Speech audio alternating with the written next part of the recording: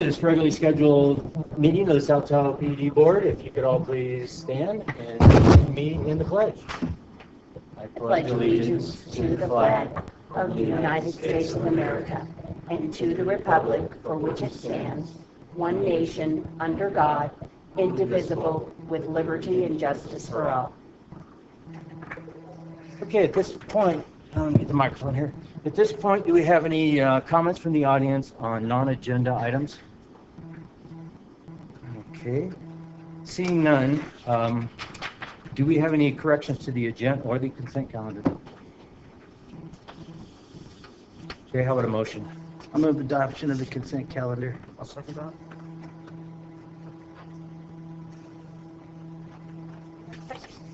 Yeah, it's Chris did a second.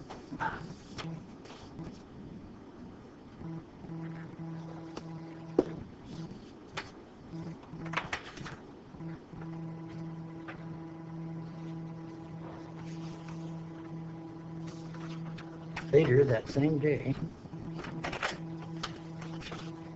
And that passes 5-0. Thanks, everyone.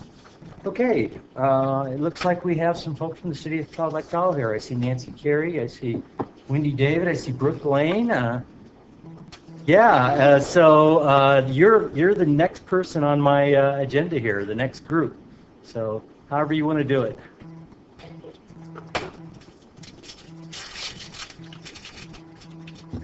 Oh, first of all, thank you very much for putting this on your agenda for today. And I just want to mention before we start in that, we have a new subcommittee that's working with STUPA, and we're meeting once a month. And it has been just such a positive thing to do, I think, for our entire community. So I wanted to just publicly give you our appreciation for meeting with us once a month and really being able to talk in the box and out of the box, which is awesome.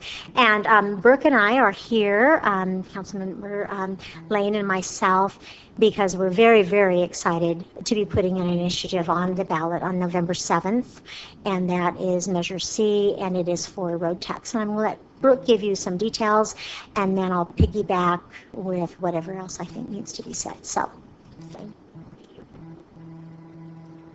We don't usually get to do the dog and pony show, huh?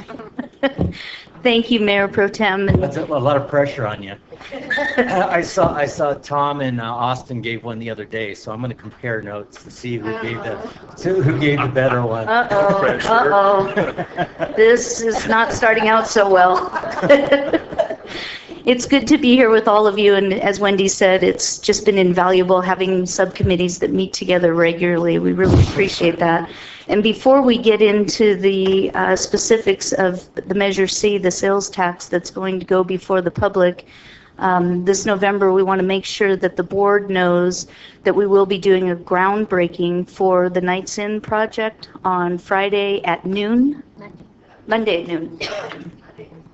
It changed days and times. It keeps moving. So Monday, this coming Monday at 2 o'clock, and we would love for all of you to join us and any members of the public as well. So the community spoke and the city listened. Back in May, we sent out a survey and asked residents about their opinions of South Tahoe roads. And we heard overwhelmingly, just under 85% of all the respondents said, fix the potholes. As you know from the winter, it's at an all-time worst condition, and unfortunately for us, it just compounds onto an existing problem, which is similar to what I've heard STPUD talk about many times, and that is how you reinvest in your infrastructure. We have not been able to, as a city, have a significant, that's an important word to know, a significant funding source, let alone a reliable one. So every year our general fund, we estimate conservatively what's there, and we put as much to the road program as we possibly could on an annual basis. We're talking like $150,000 a year, and that's on a good year. We have a similar problem that the entire state of California is facing as well, and that is our pension contribution is expected to double So we're going to go from $4.5 million annual contribution to $9 million in 4 years. So at the same exact time that the city has worked hard to get its house in order and become very fiscally responsible and responsive to our residents, we're getting hit with a liability that we are going to be able to provide, which is the good news, to our retirees and to our citizens, unlike a lot of cities that are filing bankruptcy. However, it completely takes away every opportunity that we would have to reinvest in our infrastructure, which sorely needs it. So the city unanimously decided to put forth a measure, call it Measure C, on the November 7th, 2017 ballot, which will ask for an increase of 0.5% in our sales tax, which, as you know, is a tax that is shared with the residents and our visitors alike. We expect that would raise $2.5 million on the average per year, and that will be dedicated strictly and only for the reconstruction of our roadway infrastructure. A large portion of this revenue, as I just said, would come from both tourists and residents. As you know, we just passed a 2% increase in the tourist occupancy tax that is specifically going to recreation. And I mention that because I think our residents sometimes have a good reason to question government, and sometimes they don't, in my opinion. But when we are setting up and asking for revenue to go for a specific purpose, I think that our residents should feel very good and know that that's what the money is going to go for. There can be no bait and switch. The last thing I just want you to know about the measure is that it does have a sunset clause, and that's 15 years. So we'll be able to look back and see, did we do what we said we were going to do? Did it make a difference? And are our residents happier than they are today? So with that, if you want to ask further. I want to just add a couple of additional things. One of the things that I think is important is this is a designated tax, as Brooke said. We've also done some other things as a city as part of this initiative to guarantee and really let the voters know and our residents know that it will be overseen properly. So we're going to create a roads management authority that will oversee the expenditure of all this money, and we also are going to create a community oversight committee. These have been used in the school district and at Lake Tahoe Community College with their bonds, and we think it'll be very effective, and that committee then would oversee the audits of this money as well. So we want our community and want you to know as you deliberate on supporting this that this money is designated. And that was also a big reason for the sunset. After 15 years, we expect our community to look at this and be able to say, yes, this is money well spent, and we can see the investment and we'd like to keep investing, or look at it and say, we didn't see, we're hoping that the first one, the affirmative one.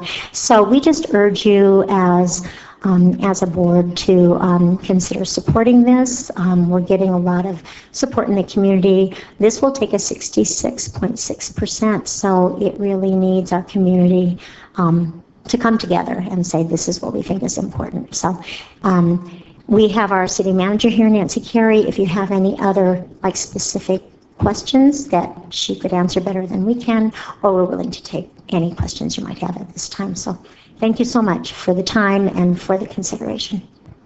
I have a specific question.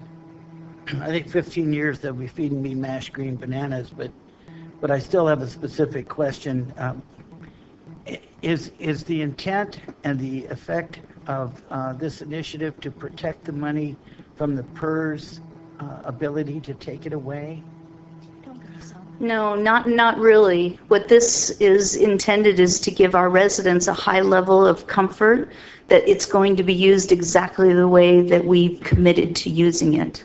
So PERS could take the money away? No, Nope, it's absolutely, it would be a restricted fund specifically for this purpose, and PERS money is an entirely different beast, and that it only obligates our general fund.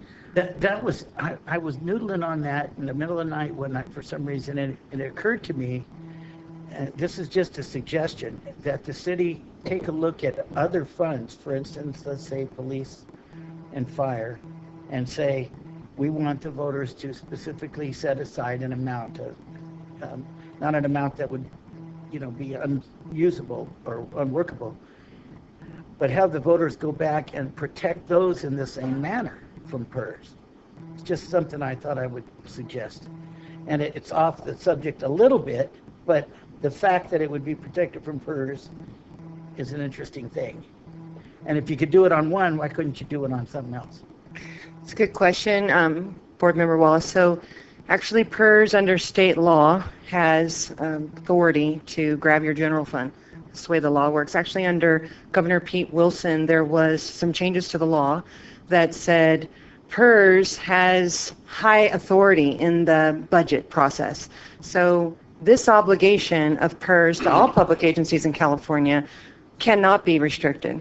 You could go to the voters all day long and say, help us pass a resolution ordering the city not to send X amount of dollars to PERS. You can't interfere in the contract. The contract between a public agency and PERS is binding. There's also the California rule, which the California rule does not allow you to roll back the contract yet. I'd like to see that rule changed. I advocate very strongly for it. Sorry to all the employees who disagree, but you should be able to negotiate with people who are currently working to say, today you're earning X and tomorrow you'll earn Y, but today we'll protect everything you've earned up to today, but tomorrow you're still here and I'd like to change that benefit. We can't afford it. That California rule doesn't allow that. So even that can't be changed. So even if the voters would like us to not pay PERS, unfortunately, that's not doable. What's different about this tax and why it's dedicated, and you all probably know I'm speaking to a bit of an educated audience here, but under California law with a special purpose tax, you must get 2/3 vote to get the special purpose. If it was just going to the general fund, all the PERS issues and everything else would be at play. But in order to dedicate it specifically to roads, you have to get the 2/3. So in order to get a special tax, you've got to get that many folks to agree to restrict it to the one purpose. And by the fact that it has to be contracted out for projects, because they're greater than 75,000, it has to go out for public bid. So it's not going to go to PERS. There could be an employee or two, obviously, that's going to manage the contracts. They're going to be part of the city, and they will obviously be part of PERS, but not this fund. So, okay, I won't beat it too much. We beat up PERS all the time, I understand. I thought I heard two things. One is that is protected, so why not find a way to protect other funds? It's worth working at. You can't after the fact. That's the difference. Before the fact, if you wanted to go to the voters and say, we're going to pass X tax and it can't go to PERS, you could do that. But after the city has funding and you've entered into contracts for that funding, you can't interfere in the contract. Okay, seems like the same thing, but I'll give.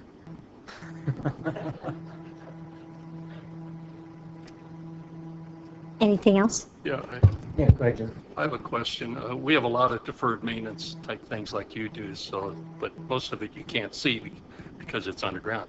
But I have a question about 2010, maybe a little earlier. There was a consulting firm that came up and did a study of the roads and came up with a plan that was going to be like $8 million for 10 years. Is that correct? I got the numbers. Well, with inflation since then, it's probably $10 or $12 million a year. But you're talking about $2.5 million. What's the difference in what's going to happen to the roads, or is there something that's not going to get done? Well, the truth of the matter is that, as you state in your own figures, we have 263 miles of roadway that we need to take care of. And if we had $8 million to really fix the roads properly for 10 years straight, we would probably be caught up, and we would be into a maintenance mode. We don't have the $8 million, and I don't think that the community's prepared to to fund the $8 million at this time. This is what we feel is fair, and it puts a dent in the program for us. We probably won't have every road fixed within 15 years, but we'll be well on our way. We'll probably be at 75% at that point in time. If one of the things that we think is a great benefit with this measure is the fact that organizations such as yourself, we're going to be able to work with you to leverage the impact that you have on the roadways when you have to go in and do your projects. We'd really like to coordinate with you every single year very closely, yourself and the utility districts, to make sure that as you're needing to do repairs to your infrastructure, you're working with us on the same roadways so that we're working in conjunction with each other, and we feel there'll be a lot of efficiencies of cost with that as well. So the $2.5 million is just where we feel the tolerance is acceptable. We would love to throw more at it. Jim Marino, he always speaks about our pavement condition index. And our road, that's on a scale of 0 to 100, 0 being a dirt road and 100 being Al Tahoe Boulevard, as an example. Our roadways average like between 40 and 50%. So we really have a lot of work to do, and we'd love to have more money to throw at it in our short construction season. But this is just where we feel we have the greatest chance of acceptance. I know our staff has worked with your staff for many years in coordinating those types of things so that we're not cutting in, new pavement. Right. And I think we just want that partnership to be even tighter. But we really appreciate how easy it has been to work with STPUD over the years, and we just want that to get even better. To follow up on that, assuming if the tax passes, do you expect to be able to be spending money next construction season with sales tax revenue? And if so, has your staff let our staff know what would be the first project to be worked on? So the tax won't go into effect until January 1st if it's approved with a 66.7% majority.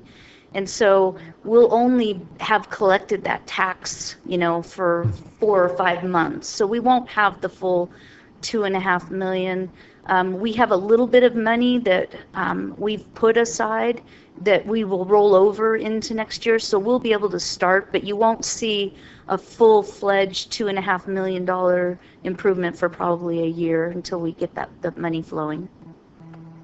It takes us a little bit of time to design projects if we're going to be in the same street. Right. With water lines or whatever facilities we're replacing. Well, and I know Mayor Pro Tem might be able to speak more to this, but the whole concept of the Roads Management Authority would be to have staff level people, high-end staff level people from STPUD be a part of that. And we're looking at appointing that committee within the next, 3 months or 4 months? Before November. Yeah, our plan is to establish that Roads Authority management before we go to the ballot so that we're really ready to hit the ground running. That makes a difference. Because I looked at what we were doing over the last 4 years. I had the staff let me know what we were spending, and we go way up and down too. 1 year it was 400,000. Another year was only maybe 90,000. Came to about $1.7 million over 4 years. So when we do things like for instance, Sierra Boulevard would be the big one that you're already working on. Those are important because our projects don't always run, every year the same amount, the same way. Just depends on which water lines and those kinds of things. But we've done our best at the district to put money into the roads that, under the conditions that the city has required us to. So $1.7 million is not bad.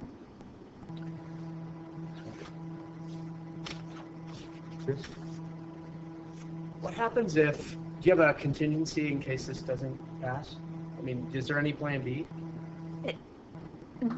After that, Right, if this does not pass, then we'll go back to the drawing board like you would do, and we'll not have the funds that we would have liked to have had and the funds that we desperately need. This year, for instance, was as you know, a very destructive winter as far as the roads are concerned. And we had to allocate, was it 1.3, an extra? We had to allocate an extra 1.3 million just to fill the potholes.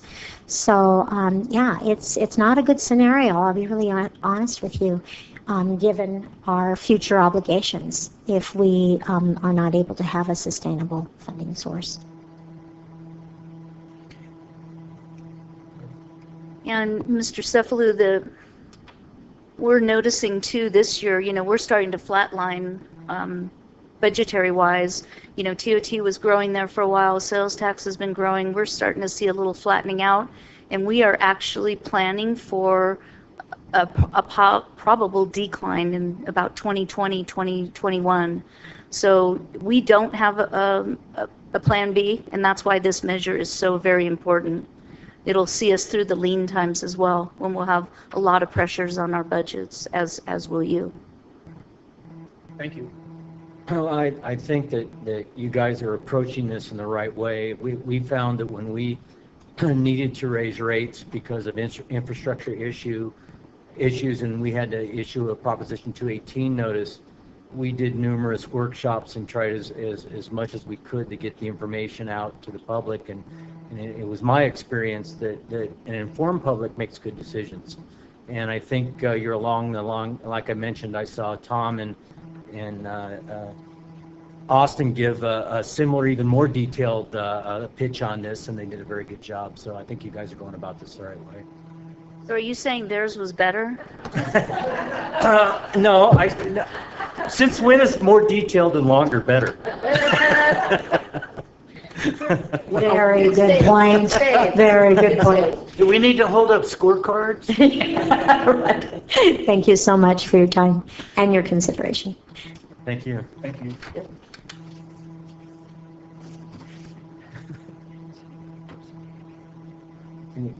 Anything else you guys want to discuss on this? Okay, item 7A. Julie, are you here? A lot of me today. I am back again to talk about Luther Pass Pump Station. This time we are moving forward on the procurement of a new 700 horsepower pump. We will make a determination during the procurement period as to which pump, number 1 or number 2 at Luther Pass, we are going to use this new pump to replace.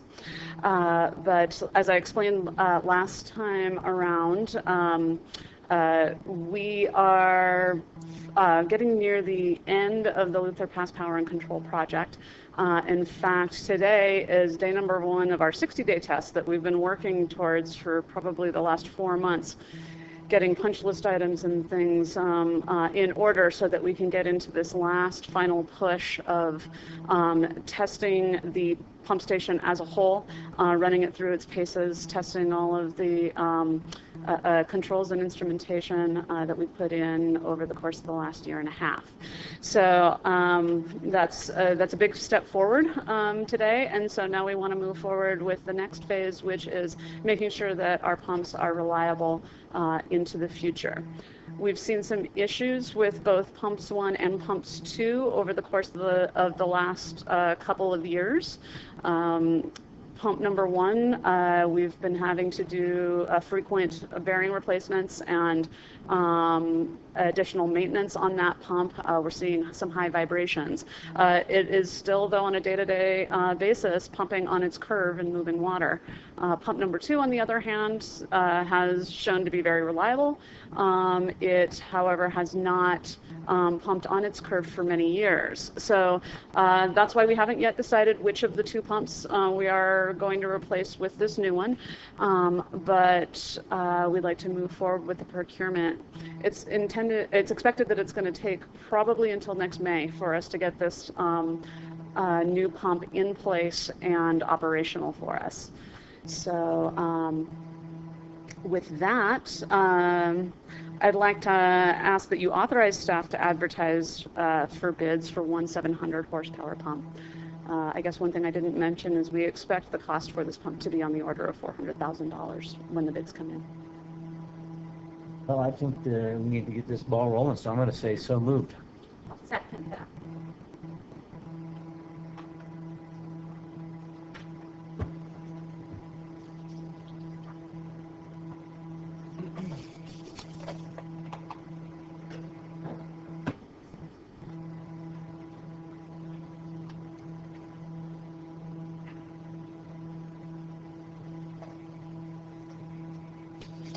And it passes 5-0. Thanks. I was just about to say, don't go anywhere.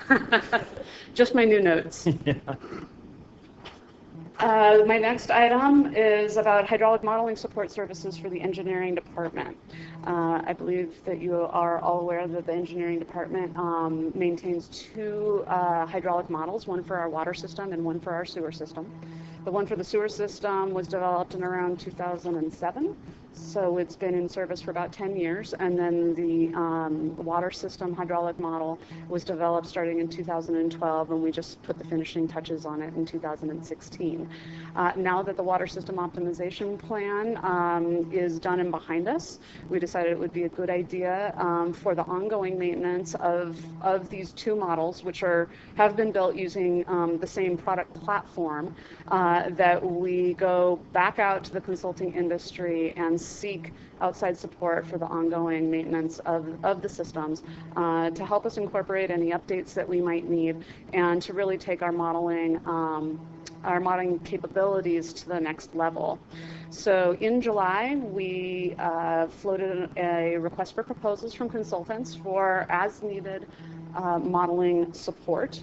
Our intention is that we will return to you every year for the next 5 years to approve a task order for these consultants, looking ahead to the coming year and the amount of work that we think that we can accomplish with their help, and basically just meter work to them as we see they're able to get things done and as our workload demands.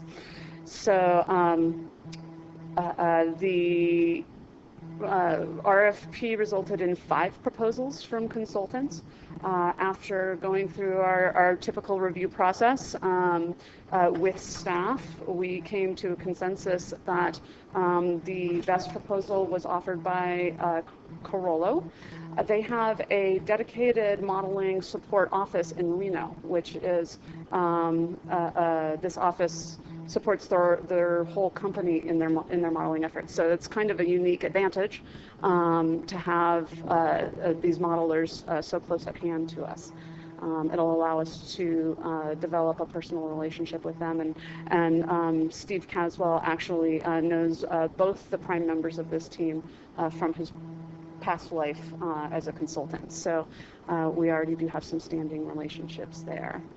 Our first suite of task orders, one for the water system and one for the sewer system. They both include a line item for just on-call as needed modeling support services that includes helping train our new staff and how to run the model. It includes helping us incorporate updates and modifications that have been collected in our GIS so that our model continues to be representative of our systems. And things like that, providing us with manuals and tools that help us reference our own models and so that we know what the results mean. Then we've also identified for both the water and the sewer budgets some specifically defined tasks. On the water side, we've limited that this year because we want to focus most of our efforts on the sewer system. But for the water system, we have asked the consultant to complete a valve criticality study for us. That study will allow us to identify those valves in our system that we need to pay the closest attention to their functionality through exercising, replacement, things like that. And then it'll also help us identify areas in our system where we don't have enough flexibility, we don't have enough control of the water distribution system, and so if we have a a break in a line, we stand to put large segments of our population out of service while we make those repairs. So we want to get a handle on those areas so that we can define some projects for the CIP to rectify those situations. On the sewer side, we have two specifically defined tasks for the consultant to work on immediately. First is because the sewer model is about 10 years old, we would like them to do an overall assessment of the sewer model. Right now, we know that we have some malfunction in the model. We are able to run the wet weather scenarios, but not our max day dry weather scenarios that often gets used for like large developments, things like that. So that we want them to fix that for us. We also want them to do an upgrade of our model. We've been using the Info Sewer products suite, which will soon be phased out by Innovise, the manufacturer, and we want them to replace that with InfoSwim. And one big advantage of this upgrade is that InfoSwim does a much better job of helping us get a handle on our I&I, the infiltration and inflow into the system. And everybody's aware that we had very high flows during this winter when we had those rain on snow events. And so we really want to turn our focus towards identifying where are our problem areas, where is that water coming from. So upgrading to InfoSwim will really help. And so one of these specifically defined tasks will upgrade the program, and then we want to know from them, is there anything else that they're seeing in our basic assumptions, how the model was developed, that they think we need to correct. The second specified task that we have put on their plate, we will start with immediately, and that is a flow monitoring program on our gravity sewer system. The hope is that we will work with them to define a flow monitoring work plan that the district will then procure instruments and install and monitor those instruments in our gravity system, and we'd like to have those in place by this winter so that we start to capture information as storms roll in this year. So that's kind of the overview of where we're going with the hydraulic modeling programs in the engineering department. And I ask for you to approve the proposal from Kroll Engineers. We have one task order for the sewer system in the amount $102,400 and one for the water system in the amount $49,300. And those are ongoing? This will be for the first year, and then when the money is expended, and if they're really on top of it and they get all this work done in less than a year, we may be back to you sooner. I guess maybe I thought that was something our staff already knew and did. When I read the work, I thought our staff is adept at running scenarios in the model and using the model, but not in the intensive programming that it takes to update and maintain the model. And then also some of these things, like the valve criticality study, that is something that our staff could do with time, but in getting support from a consultant for this, we're able to focus on other things. Yeah, I'm going to agree with her, Dwayne, that a model that can model something like our sewer system is highly specialized and software intensive. And I doubt if any of our staff is enough of a code geek, except for maybe our IT department, to actually be able to do that. It's unfortunately the world we live in is just highly specialized nowadays. And Carollo's a good outfit. I remember Jack. Everybody thought Jack worked for us because he was here so much. I think the good side of this is I think that having a good model, what bugs me on this is what bugs me about software in general is the built-in obsolescence, and the fact that our old model is soon to be shelved. But I think having an up and working model is important for things like the recent pipe replacement at the Keys, where the modeling showed us we could get through away with a smaller diameter pipe, and it saves some. and it saved the money that way. And without a good modeling system, yeah, you could probably figure it out, but you'd be better off having it done the right way. Okay, I'll move approval. I'll second it. I got just one question. You've got budgeted amounts. You got an $85,000 and a $392,000 amount in here. Is it? Second page under budgeted amount available. Those are the funds that are available within the budget for contractual services for the engineering department as a whole. So that's where these funds will come out of the contractual services budget. So those amount to other contracts that we have. We set aside every year when we do annual budgeting. We identify contracts that we expect to have this in the upcoming year and set those funds aside in our annual operating budget. So those are the total dollar amounts under the 4405 budget item.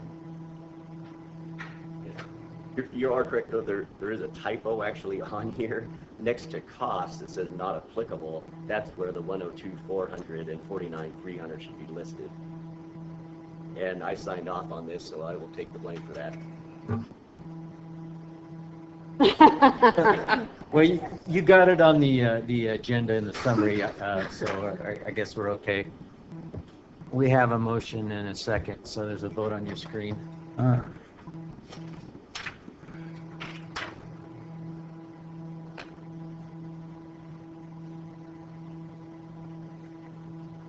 And that passes 5-0. Thanks, Julie. You get a break now. Thank you. So good afternoon. I believe I'm up next. Item 7C. That's what I got here. Okay. So this is on third-party inspection services. And later on today, I'll be talking about our construction projects in progress. And I think that'll really help illustrate our expansive needs for inspection services these days, this construction season especially.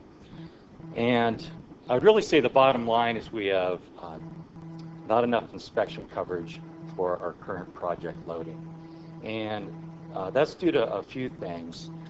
We've got a couple projects that are going longer than we expected, and we had a recent retirement of an inspector. We normally have 2 inspectors. Tim Rigger and Matt Mendoza. And then we have 2 people that are the limited term positions on the meter project. So we have 4 people covering basically 6 jobs right now. And we've been very creative about covering these projects.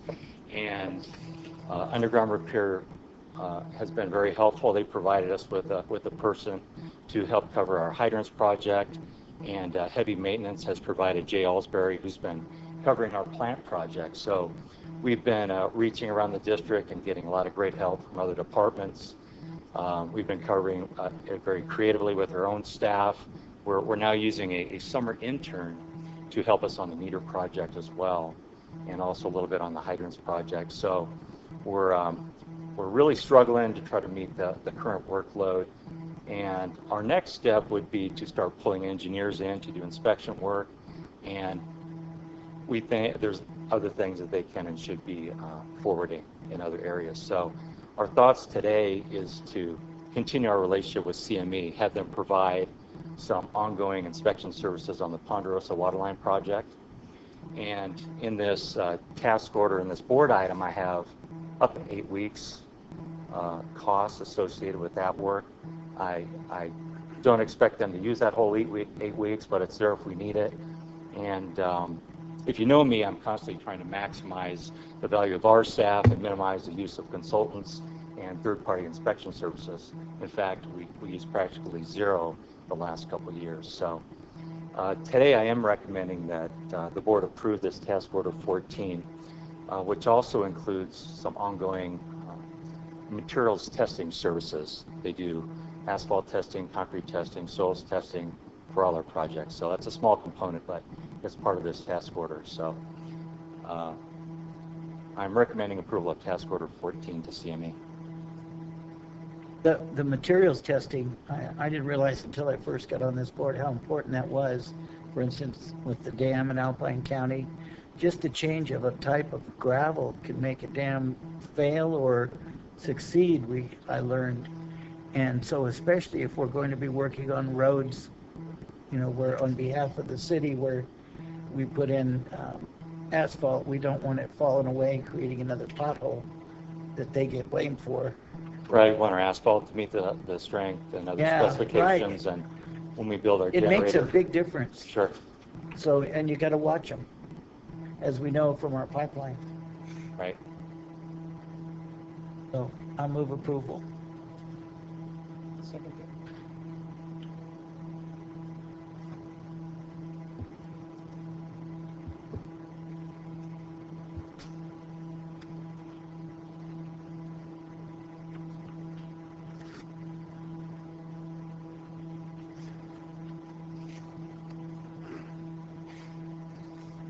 Okay, that's unanimous. Thanks, John. Okay, thank you.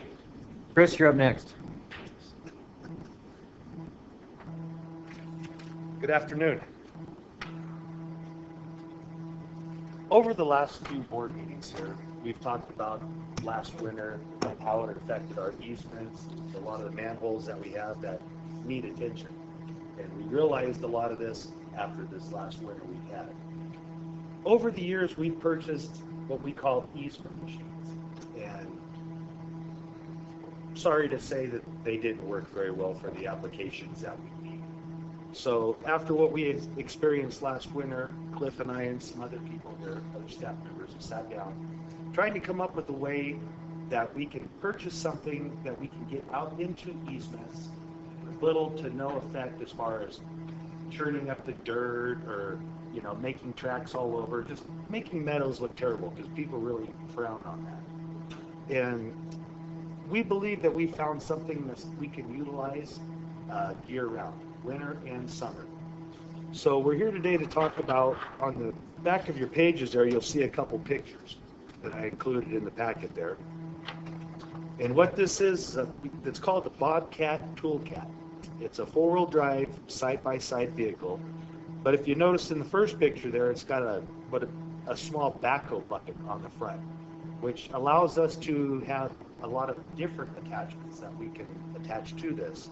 Right now, we have a skid steer, and we have a sweeper attachment, a small blower that's on its last leg that still works. We have a backhoe setup. All of those attachments are pretty pricey, but they will fit on this with a little bit of modification, maybe hose ends, things like that. something like that. But the couplers are designed the same between this Bobcat and the skid steers that we have. So the attachments that we have can be used on either machine. Now, after Cliff has done some research, and the only other piece of equipment similar to this is a Kubota. Kubota makes one too. The downfall to Kubota is that their attachments are item specific. So in other words, their attachments only fit Kubota. And the Bobcat here, as you can see in the top picture, has four-wheel steer on it. It's four-wheel drive. It has a lot of hydraulic setups that we can run hammers, things like that, which I'll let Cliff get into that for you. But I brought him just in case you had any mechanical questions. The second picture there, you can see that it comes with tracks. The tracks are individual. You take the wheels off, put these tracks on, and you can use them in snow, you can use them in dry dirt, but one thing that it does in the summertime is less impact to the ground compared to a regular pickup. A lot of our easements, you can't get a pickup to. They're out in meadows, they're behind people's houses, in the forest. So we're very limited as far as vehicles that we can reach these. And what really scares us is if we have a sewer stoppage on some of these easements, right now we're running hoses out from a hydro 200 feet, 300 feet to get to the manhole. One of these days we're going to end up getting bit. basically is what I'm trying to say. And what we're looking at this is with the bed of it, we can try to come up with a little hydro unit with a tank of water or a trailer or something to pull behind it. That gives us more access to our easements. With this thing here, you can also go in, we can put stuff in the back of the bed. You're saying like a portable vac unit you could Yes. put there? Yes. You know, a little hydro unit on a hose with a hose reel, like a 1/2 inch, maybe 3/4 inch, but we can mount a water tank that 50, 100 gallons out. Hopefully get us out there to where we can break the stoppage anyways. Right now, we don't really have a whole lot of maybe wheeling a backhoe out there. And you guys all know what a backhoe would do out in the meadow. It's got a lot of different features to it. I believe that with the tracks, the less impact that we do out in the meadows, it's going to allow us to get more places with it. And instead of guys carrying out 5-gallon buckets of concrete, bottles of water to, concrete a manhole or try to seal one up, it's not really a good deal. And this is going to help alleviate a lot of that. When it comes to the hydraulic system on it, I'll let Cliff talk about that. The hydraulics on this unit comes with 2 different flows. You can get the low flow, which would run a lot of our equipment, our jackhammers, our portable pumps, and such as that. The high flow would be good for snow blowers. This wouldn't be used primarily during the summer. It'd be used year-round in the wintertime with the snow that we got this last winter. Some of our stations that have limited snow holding capability were literally buried because we had no place to push snow anymore. So you don't have any right now currently, any kind of a large-scale blower to? We have a large one. We have a large one small one that goes on a skid steer. The large one we have is a little too heavy for the size of our loader, so driving it down the street doesn't. Oh, so it's for in-plant then? Yes. Okay, yeah, it's not for out. No, it has to be taken, put on a trailer and moved individually.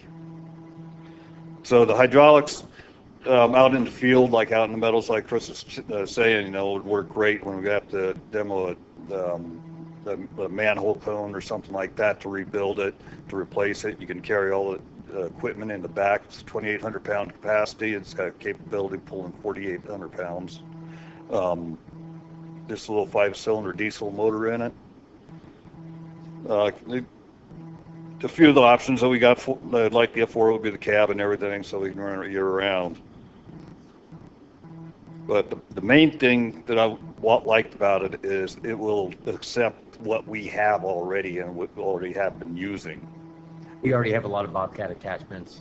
We have a few. We have a sweeper.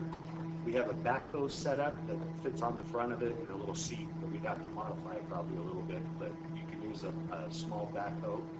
And we have the snow blower that's on the front, which is a smaller snow blower we've had for years. It still works, but it's going on its last leg. It's been rebuilt several times. Yeah, welded up. I get it. It's good to have standardization though, because if Yes. you went with a different brand, then you wouldn't have any Kubotas, I looked at any interchangeability. We'd be buying all Kubota attachments. John Deere is very limited on their attachments, what they have, but they're also John Deere. I forgot whether you were going to try to get the tracks. You can order both wheels and tracks. Correct. With the tracks and the meadow, it lights the footprint up because they're a very wide track, and so what weight? They'd be good over the snow too. Yes, and also in the meadow because it just versus the weight so well over the soft, the meadow mud. The very versatile. These things are fairly relatively new. Is that part of their marketing? Do they have any pitch about driving on soft soil, soft lands? And so that's part of the reason they did this. Yes. So, like I said, right now we don't have a lot of equipment that goes out in the meadows without tearing everything up. We would like to try to avoid that, number one. Number two, we'd like to have a little setup with a hydro unit, maybe eventually have some kind of a portable camera unit that we can get out and inspect some of these. Basically, a lot of these easements, we visually walk through and look at, but they're in desperate need of attention. We realized that after the I&I problem that we had last winter, and we racked our brains trying to figure out what's most cost effective, but yet what we could utilize out in meadows without having everybody calling, complaining about tearing up a meadow. The perfect one would be like Amaker's Meadow there. They got a line that goes right through that, right by the river. And as to the inspections, you walk along, go to the manhole, pop the lid, take a look, see if it's flowing. And you got to kind of make a judgment call if that's extra heavy flow because you got water coming in, or is it normal? This way you can get a camera unit in there, you can run the line, and these lines never been expected with a camera that I'm aware of. And don't get me wrong, this thing doesn't go in 2 foot of water with that meadow mud. No. Tip that.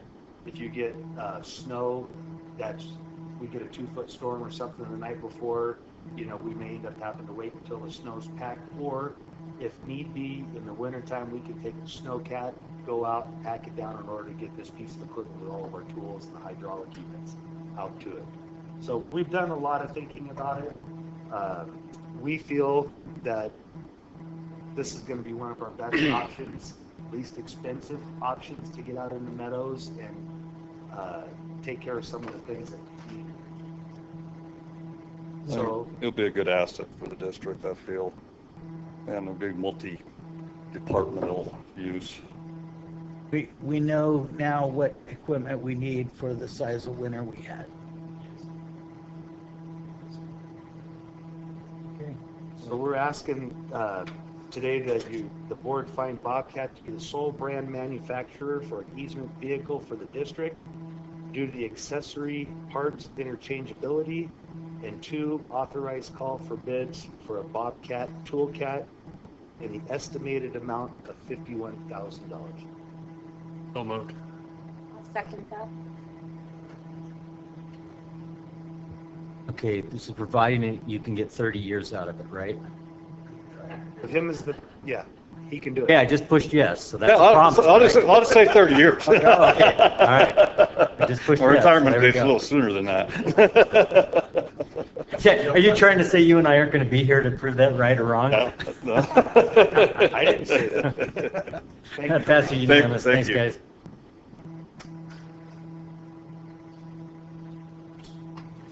We'd be here, but we wouldn't know. Okay, next up, Wanda. No? You get me again. Oh, see, Where's the Wanda? whole reason this was on the consent agenda. I wouldn't have come And the today. whole reason I put it on the action agenda is so Wanda could come. Yeah. That's the whole reason it's up. Well, she and I talked about it this morning, and she's actually, she wasn't feeling well, so she Okay. went home. She was But afraid we would cry. maybe she was avoiding that. In any case, Wanda has actually been really great in helping bring me up to speed on the contract that we've had with ARET Systems. You may notice this is task order number 24 that I'm here to talk to you about. She has very adeptly managed Alex Johnson as our GIS consultant for the last, I think she said 17 years. So in any case, I'm here to request task order number 24 with ARET Systems for consulting and technical support for the GIS system in the amount not to exceed $100,810.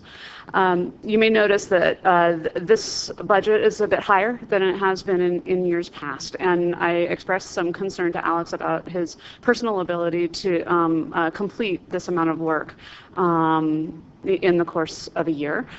He has committed to bringing on additional staff to help him reach our goals with this expanded scope of work.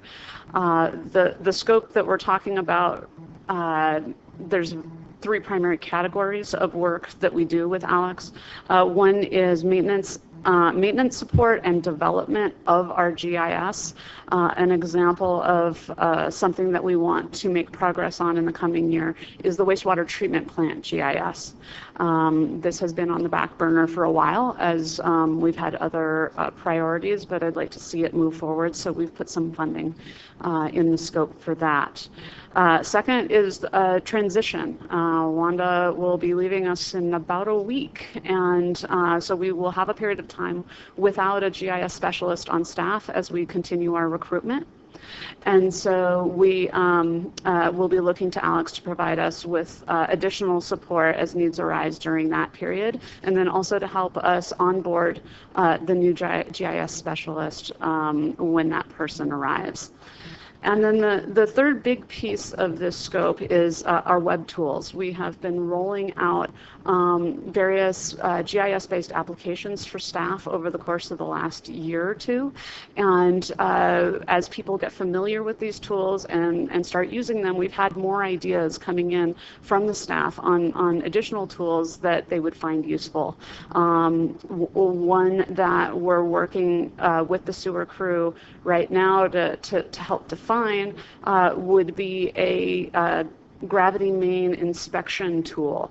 So if you can picture, they would be out in the field with a tablet. They roll up to a manhole. They have one tool that brings up a form that allows them to put in the information on the inspection of the manhole. And then if they do a TV of the adjacent main, it would be a separate tool that would allow them to notify GIS that they have been there directly, and also pull up past historical inspection reports for that piece of infrastructure. So we want to put more of these tools into the hands of our field crews so that they can do their jobs better. So with that, I ask for approval of task order number 24. I will move approval. Second that.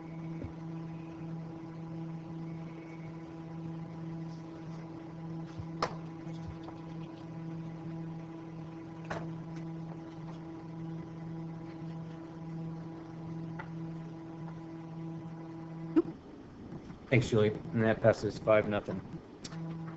I think we're on the payment of claims. Approval of payment of claims in the amount of $1,904,284.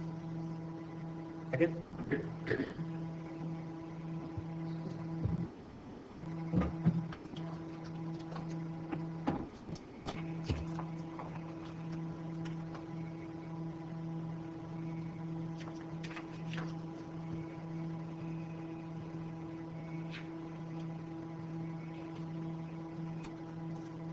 But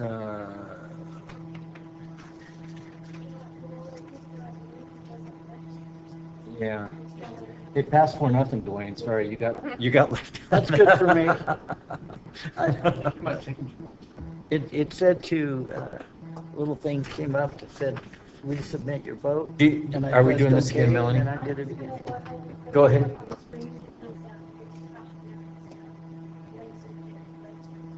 Okay, there we go. Yeah. All right. Is that right, Dwayne? Yeah. I pressed the little spot and then it said to do it again, so I did it again. Okay, do we have any standing and ad hoc committee reports? Super glue on my finger, I think. No one's jumping right out there. How about board member reports? Good. I like the way today's going. El Dorado County Water Agency purveyor. No, we're going to be meeting up here, I think it's August 9th at 9 a.m. in this room. So there's usually 3 county supervisors on that board with myself and EID's representative. So there'll be 5 of us here. And I would like to, hopefully you guys could come because it makes sense to have time with the county supervisors. It certainly, I felt, has been a benefit when an issue comes up with the county, if we have eyeball to eyeball. When's it happening? August 9th at 9 a.m. Is it 9 or 10? 10. Oh, it's the 10th. Wait. Well, Do you normally not put this on our future meetings on there? Or? Not necessarily. Not necessarily? Yeah, so I guess So it'll be here. Well, could you send us an email enough ahead of time in case we have to notice a quorum? And then we'll reply Yeah, to we that, would. and if we have to notice a quorum, we'll do that. Yeah, we probably would, wouldn't we? Okay. I'm not sure what the agenda is yet. Well, one of the things we know will be on the agenda is John will be making a detailed report on all of the projects that past and future that El Dorado County funds have helped us finance. So, yeah, 10 a.m. And the way we do it is we go into a closed session first, and then we come back out. But they're usually pretty short if we have them. So 9 o'clock's still good, I think.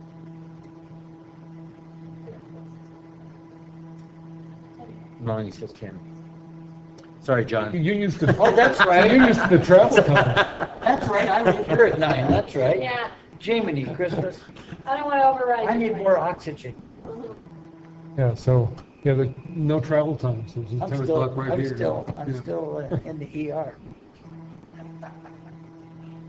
Okay, I think we can move on to your report, Richard. Yes. The issue of we've had some questions about the upcoming Lake Tahoe Summit.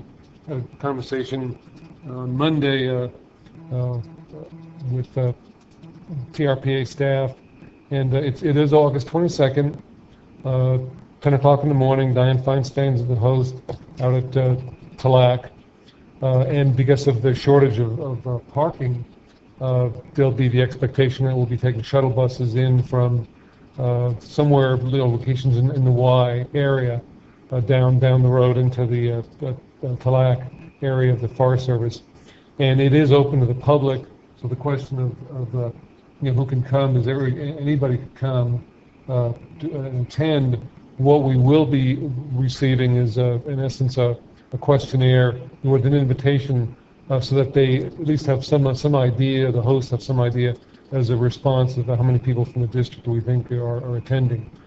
So we'd appreciate it if you guys let us know if you think you're planning on attending and with any guests, and we can at least report our expected participation in the events of the day. Be a broken record, but what was that date again? August 22nd, it's a Tuesday. The speakers will probably start about 10 o'clock. Right now, what everybody is thinking is both governors and both suites of the senators from California and Nevada. It's going to be at the Talac site, not Valhalla. Well, I use those interchangeably. No, you can't do that. Yeah, they're different. Okay.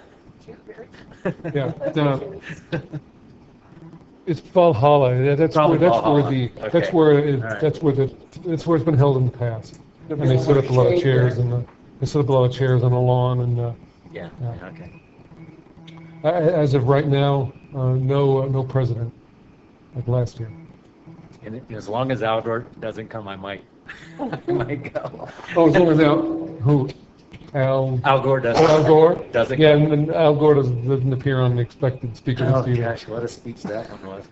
I was on the panel with him. I couldn't believe the next day he remembered me. How did he do that? Met 1,500 people. Some people just stick out for all the wrong reasons. Yeah. I stick out.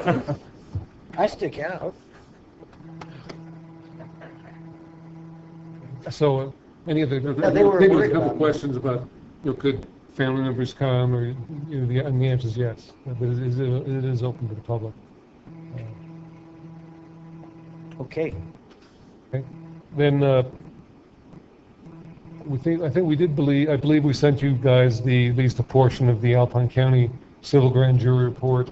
The district's contract with Alpine County is the first item that's discussed, and it's similar comments were made about 6-7 years ago. Some folks in Alpine County don't believe that the mitigation funds we pay Alpine County on an annual basis are enough, and they think it should be more. Obviously, the Alpine County is a very small county and has financial pressures and issues themselves, as most public agencies do. And so particularly some of the newer people in the county who haven't been aware of the benefits, this is obviously from our perspective, a little jaundiced, but aware of the benefits of the district's facilities being out in Alpine County, come up with this idea every few years that they could solve their problems if the district would just pay them more money for having our facilities out there. And now Alpine County Board of Supervisors are legally responsible for responding to this report. They did so 6-7 years ago and talked about our relationship, our long-standing 30-40 year contract we've had with them. It's so worked out that we have a quarterly commission meeting with Alpine County and ourselves to discuss our contract and the other issues out in Alpine County every quarter. We ended up having that was scheduled for Tuesday afternoon, this past Tuesday afternoon. So we had a very frank discussion with the commission, which has two of the Alpine County Board of Supervisors on it. They're basically very appreciative of all that we do for them out there. And then we had a very frank discussion about one of the issues raised in the grand jury report is an issue that's industry-wide, which is the contaminants of emerging concern. The drugs, the pharmaceuticals, the personal care products. In fact, they even have there's a PPCP is even the abbreviation for pharmaceuticals and personal care products. How can actually be tested by the new, more technically oriented laboratories can test down to parts per trillion, nanograms per liter. And a lot of these products are turning up in areas where wastewater is being recycled. And so the commission is in tune with that comment, with those comments from the grand jury. And in 3 months, when we meet in November, they will have proposed to put together an action item requesting that the Alpine County Board of Supervisors use the funds we already give them, $15,000 a year, that they can put in an account. Right now, the account is $60,000, because that's where our contract reads, is that if they don't use it after 4 years, it starts rolling back. And they really haven't used it because there's been no reason to use it, because they used it in the past to verify our laboratories testing, and our laboratory is a certified state laboratory, and it has done a very accurate job. So they have no issues of concerns that our laboratory is not doing things properly, and that we're not doing things properly. But they're going to come with the recommendation that they use some of those testing funds to sample our effluent, to sample, at our suggestion, maybe sample groundwater out there, sample rivers, just to see what kind of levels of these contaminants of emergency concern are in Alpine County. And again, that's industry-wide. That's we've sampled for the same things under the orders of EPA to see what kinds of contaminants are being exported out of the basin. And with the issue is, there are no set standards at this point. The scientific research is such that the levels are a small fraction of what they would have to be to sort of have negative impacts on people. But it is something out there that's under active study industry-wide. So they just want to have some information to go from in terms of what is present in Alpine County. One of the things we brought up that's an advantage both for us and for Alpine County is that the USGS organization has been in the basin sampling for these contaminants, and because in the Tahoe Basin we've exported since the late 60s, every agency around the lake, both California and Nevada, has exported those contaminants out of the basin. Even these laboratories that can test down to nanograms per liter cannot find these contaminants in Lake Tahoe or in the groundwater in Lake Tahoe because of the export of the recycled water for the last 50 years.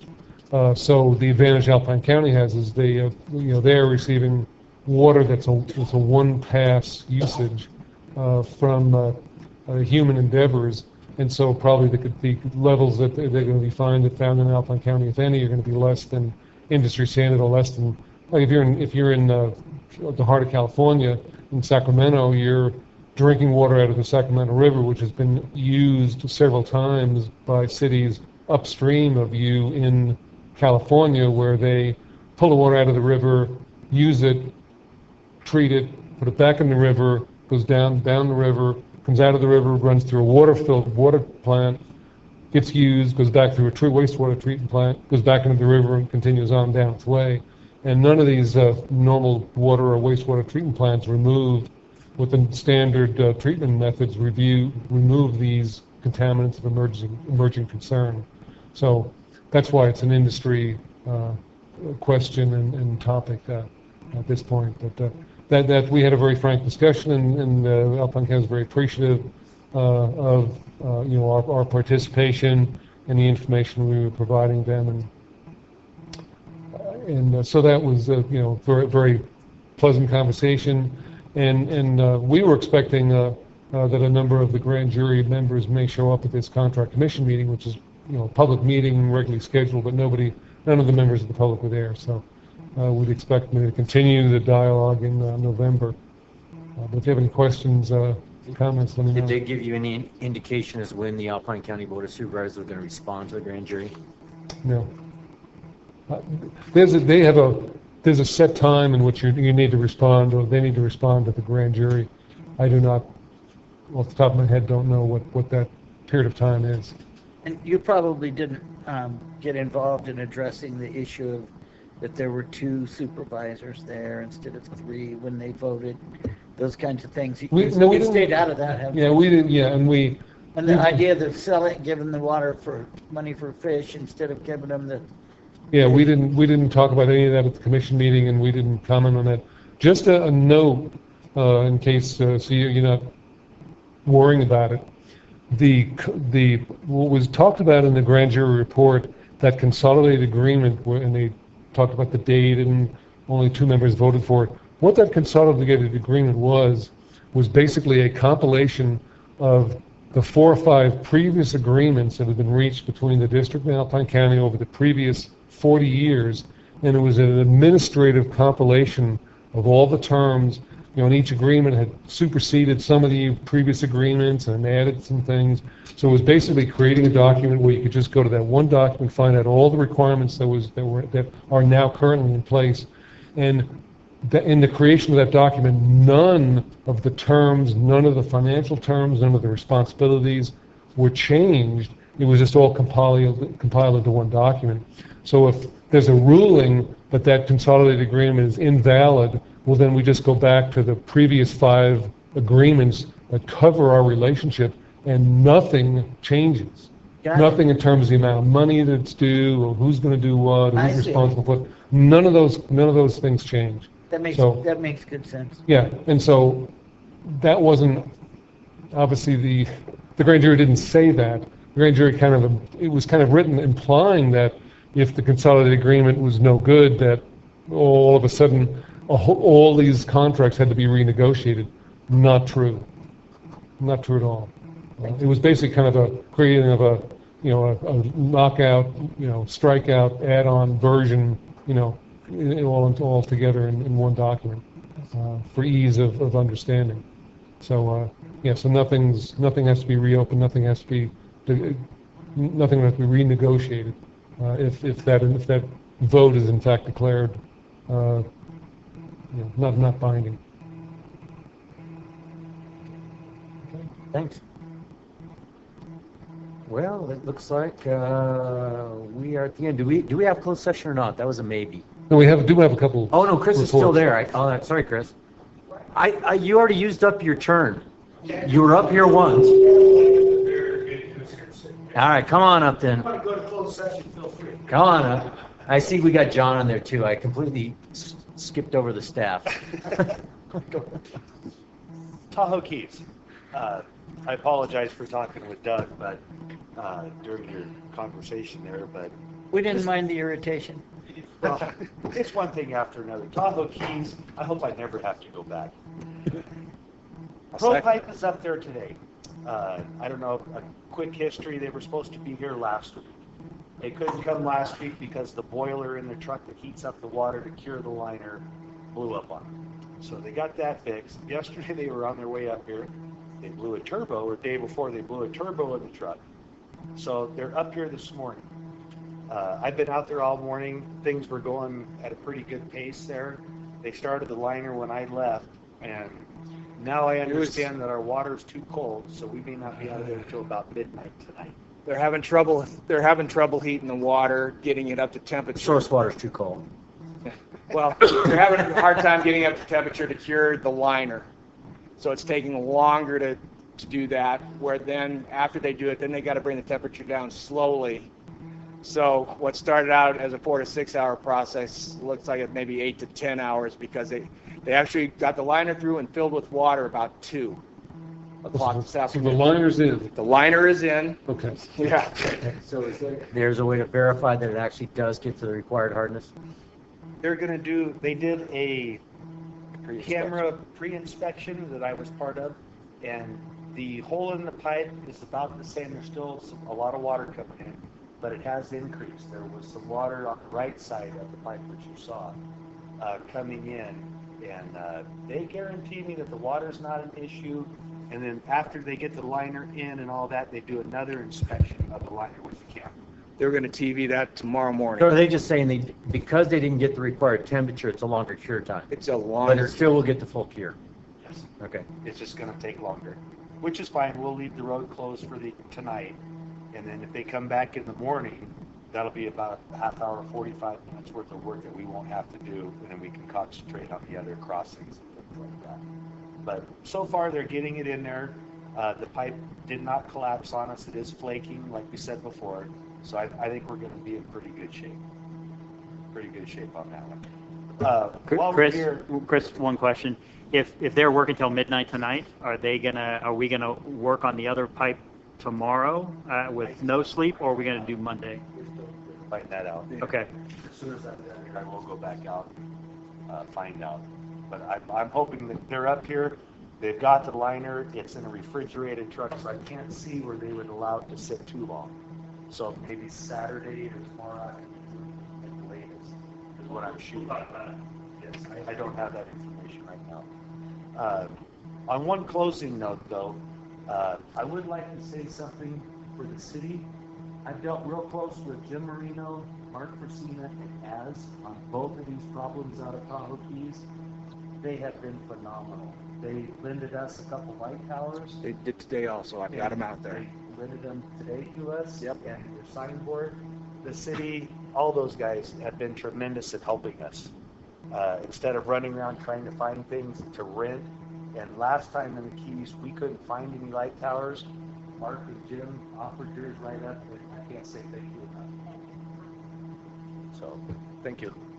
Well, I was out there this morning, and the company has a camera system that's a lot better than ours. Our guys were in awe of it. It's a lot higher resolution, and they can pull it through a lot quicker too, and longer stretches. So I think that and they may be coming back with a request to replace the old one, and because we're going to have to do a lot of TV here in the future.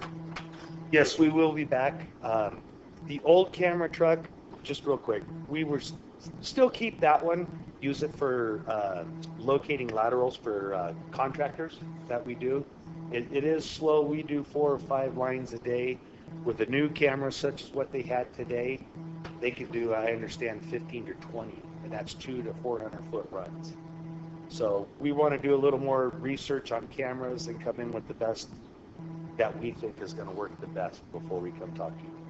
But it is a tremendous difference, which allows them to do twice as much as what we're able to do in one day. Yeah, the resolution With higher was amazing. Oh, the resolution, it was night and day. I mean, you could see cracks that you'd be, squinting, trying to see with ours. So it does pick up a lot more than what ours does. But we'll talk about that at a... One thing I would add to that is what we're looking at is replacing the camera equipment itself and not the truck. The truck is in good shape. Yeah. We have some water service vans that are up to be replaced, but those are used daily, and they beat them real hard. But we think that we could get quite a few more years out of them just as a camera truck, just going to a manhole, things like that. So we'll try to do the best we can as far as saving money on that aspect is what we're shooting for. So, thank you. Thanks, Chris. So I have a engineering department status report for you today. I've got a couple items wanted to look at. First of all, as I mentioned earlier, we have 6 major construction projects in progress. And also, Julie's going to come up and talk about our sewer collection system condition assessment program. So our construction projects in progress, we have 6 major projects. They're totaling really over $20 million, and they're extending from State Line to the plant to Luther Pass all the way to Woodford's. And these are the water meters, and phase 3 is this year. Hydrants installations are occurring in Sierra Tract, our Ponderosa water line, the ongoing DVR irrigation and Luther Pass power and controls project. And here at the plant is PC1, AB2, our rehabilitation projects. And I'll go through each one of these in just a little bit more detail. Starting with our favorite, of course, is our water meters. And as you, I'm sure, know, our project goals are compliance by 2025 to meter all of our water services. And we have over 14,000 accounts to promote and perhaps enforce water conservation over time. So overall, the entire water meter project, we have installed in the ground over 9,000 meters, and 2,600 of these meters were installed over the last 2 contracts, both by Vince Aguirre. So as of June this year, we had 5,031 meters remaining for installation, and we're now in progress on phase 3. Phase 3 is all the work occurring in 2017. Again, Vince Aguirre is doing that work. It's 1,450 meters. Today we're about 20% complete on this project. The bid amount is $3.3 million, and we're using state revolving fund funds. And kind of an exciting development in regards to the SRF funding. As of Monday, we did not have our signed contract that would pay for the remainder of the work even this year. We had $1 million remaining from a previous contract that we've been using, and we're burning through that money at about $200,000 to $230,000 per week. So we are rapidly using that $1 million that we had sort of left over from the previous agreement. So we're a little concerned about getting this additional $16 million. But I think thanks to Paul and Shannon and Lynn, we were able to get some assurance that we have those funds coming. I don't know if we've actually seen that today.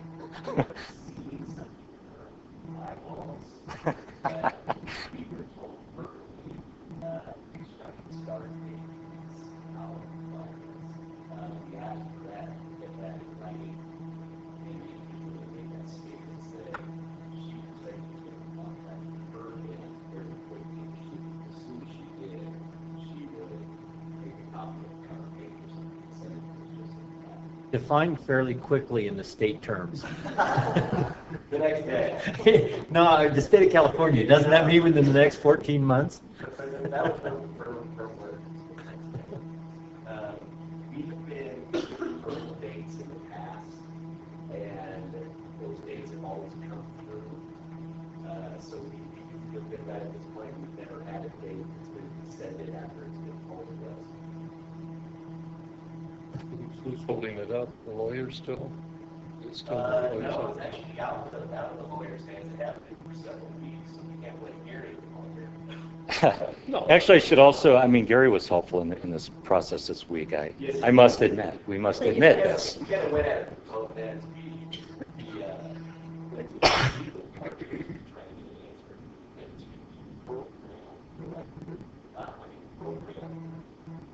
Contact. Also try to get answers from both ends. And actually, I was very shocked how quickly the state attorney responded when we had Gary contact them. And yeah, we got that date. He's got the juice. So if next day means anything after next Wednesday, we're out of money. So Next day should have been yesterday. No, we have, seriously, we have enough money to probably complete work next week unless we get the additional funds. So looking good. Otherwise, this we expect this contract to be complete in late October, perhaps early November if there's some paving left over. So I just wanted to maybe mention one other thing in regards to this project, and really kudos to Trevor and our limited term meter coordinator, Jason Brand, who put together a parts procurement process. And you saw this earlier in the year, but we basically pre-purchased meter lids and frames and other parts that are hard to get, they take a long time to get. We're able to purchase those in quantity and get great pricing. And we're really seeing what we think is about a $400,000 savings on this job. So good job to them. We will put that to good use. In the photo here, you see a couple of meter pits going in side by side at a double service connection. So if you look on, if people ask you where they're getting meters or when they're getting a meter, they can go to our website. There's a lot of great information on there. And here's one example. This is for the 2017 project. So in green shows the individual parcels that are scheduled to receive a meter this year in 2017. And elsewhere on that site, you can look at future year estimates. So this is about 1,450 parcels. We're directing the contractor to complete these in kind of 4 different areas. They're currently working in Area B, so we want them to substantially complete each one of these areas before they move on to the next one, just to consolidate their operations and minimize the long-term impacts to customers. So we're looking at the El Tahoe and Glenwood area right now, moving towards State Line, Area C, and then up by Heavenly, Area D, and leaving Highland Woods, Area A at the end of the season.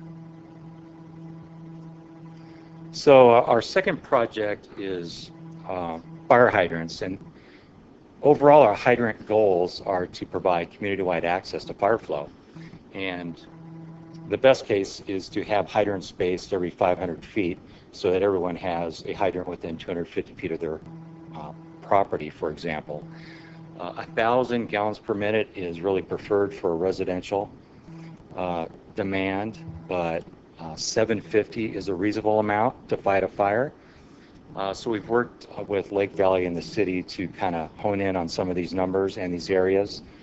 And what we're doing right now is we have areas in our system where the existing distribution system, if you put a hydrant, it'll get 750 plus gallons per minute. So we're really focusing our hydrant program on installing hydrants in these areas first. After we install all these hydrants, we're going to have to start doing water lines as part of the improvement process. So it's going to get a lot more expensive down the road. But for this year, this is a Sierra tract, and this is mostly made up of 4-inch water lines, but they're well connected. So adding hydrants to achieve that 500-foot spacing gives us those flow numbers that we're looking for. So here we see Sierra tract. We're this year installing 45 hydrants and also 14 additional system valves. There were very few and are very few valves in this area, so if a water line break or a valve is shut down, it impacts hundreds of customers. So really our level of service goal is more like 50 customers impacted. So hydrants, system valves on 4-inch water lines, we're getting the 750 plus gallons per minute for fire flow to this neighborhood, substantial improvements to this neighborhood that had no fire service. So our current status, this project is about 40% complete. It's the hydrant component is $900,000, and much of this came through the fire partnership funding through the U.S. Forest Service. White Rock is doing the work for us out there.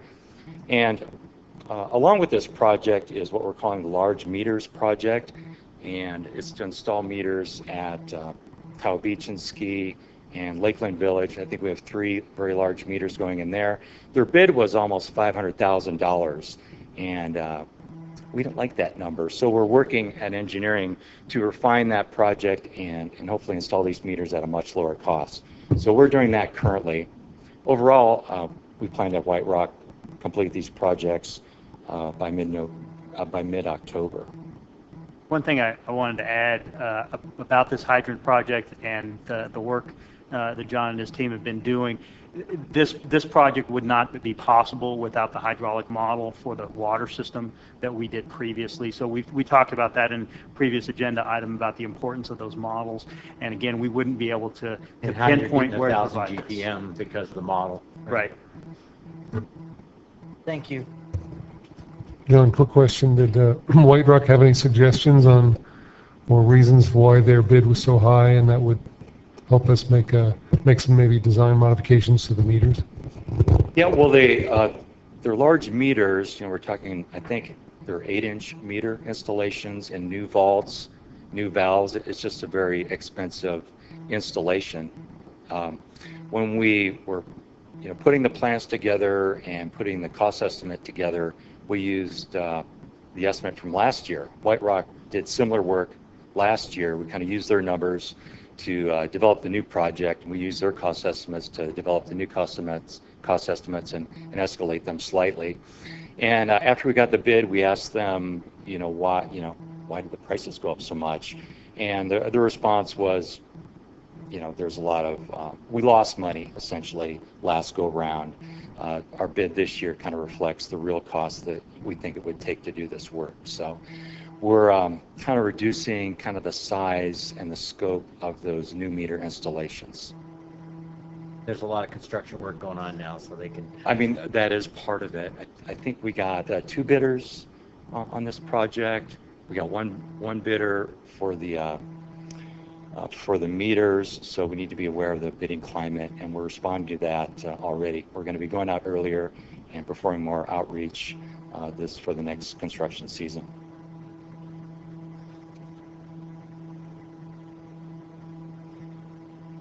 So I talked about meters, hydrants. Next we have the Ponderosa water line. The goal of this project is really to correct what we're calling these backyard water line services. So I have the project area identified, and within this area, about half of these residential customers do not have a water line in the street that fronts their property. There's no water line in the street, and their water service goes out their backyard to through their neighbor's yard and connects to the water line that's in front of their neighbor's street. So that's an issue, and there's no easements for that. And also, of course, there's no water line in their street, there's no hydrants in their street, there's no fire flow to those properties. So we're correcting these backyard water line services, planning to install 2,800 feet of new water line and 8 hydrants as part of this project. And also, while we're doing these water lines, we're going to upsize the water lines going to Sunset Well, you see in the left corner. So the purpose of this, Sunset Well is currently producing about 650 GPM. And EVO did some testing the last couple years. We think we can get at least double the production out of Sunset Well. However, getting that water out to the state line zone, out through this neighborhood, is not possible. So without pressures being way too high. So this upsizing the water lines will allow us to increase production at Sunset Well in the future.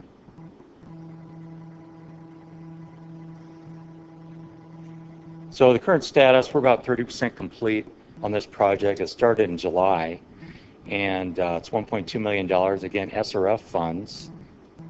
The work is being completed by Sierra Nevada Construction, actually a new player for us. We're happy to see them. And completion is scheduled for late September. They're the same contractors doing most of the paving for the city. So they're doing quite a bit of work around in the basin and around Yeah. town, and they're doing bike trails and paving. They did the paving work for the city. They're doing the paving work and also the bike trail for the city. And one other thing, I'm not sure who they are. They, I believe they're still. Is that them on there? Yeah.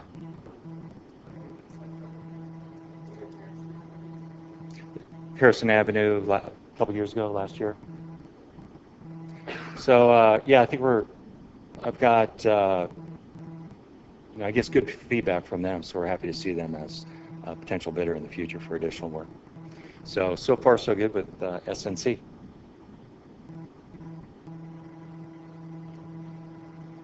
Next, let's take a look at our DVR irrigation project. Real quick, the project goals: reliable, beneficial, recycled water disposal, irrigation for crop cultivation using fresh or recycled water, and some energy recovery on the sea line.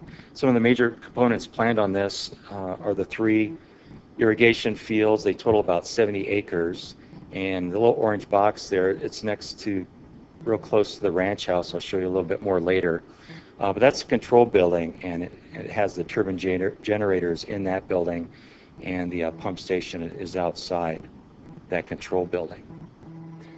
So that's the plan, the construction status. We're almost 2 years into the construction of this project. We're currently 95% complete on the $8.3 million contract. This is also SRF funded. It's being completed by Thomas Hayne Company, and we're very close to completing the irrigation fields, the reclaimed water pipeline, and the freshwater diversion systems, and as well as pump station control and filter building are completed or very close, going through the commissioning stage. So here's this is a very recent photo. So you can see the ranch house on the right. So the control building is, just a couple hundred feet away, and the generator unit is in there. The pump station is just out the back. You can see one, I think you can probably see on your photo, there's one vertical turbine pump coming up through that surface. This one pump, I think it's about 1,300 GPM, that will serve the 3 pivot rigs. And there's room in this pump station for 2 more pumps in the future should we expand the number of irrigation fields that we have down the road. So room for expansion at the pump station, and then the filters are in place, ready to go. So we're getting really close out there. So here's a look inside the control building and a look at the turbine generator, and actually a look at Evo in the back, who was trying to escape this photo and unsuccessful. And I would say Evo, he was here. He just ducked out. He's done a magnificent job on this project. I mean, we're going on 2 years construction, but he's worked on this for years ahead of that to get the permitting and working through the Army Corps of Engineers. So just really fantastic work by Evo on this project over time. We're so lucky to have him. Back to the turbine generator, our agreement with Liberty will start on October 1st, 2017. So as of that date, we can start generating 55,000 watts at this location. That's about equivalent to the power needs for 50 homes. So that will be a great milestone for sure. The other major milestone is irrigation and crop production. So we are currently conditioning our fields, those 3 fields. On the photo on the right, I'm showing one of those pivot rigs for field A. So you can see the center pivot and then the arms kind of reaching out into the distance. And then on the left lower photo is our dream for future production, which will be next year. So Field of Dreams and alfalfa planting in the spring.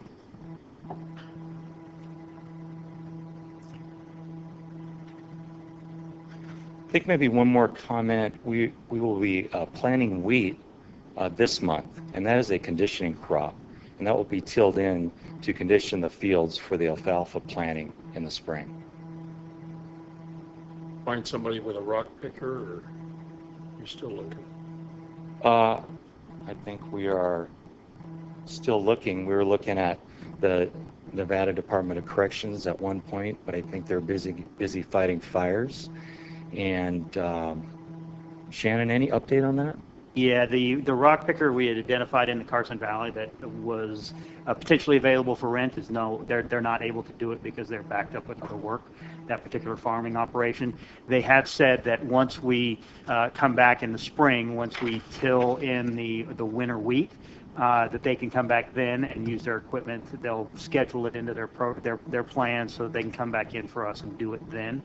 In the meantime, our plan is to hire some labor to have them come out and hand pick and clear some of the rocks from the surface in that one field and get this winter wheat planted this year.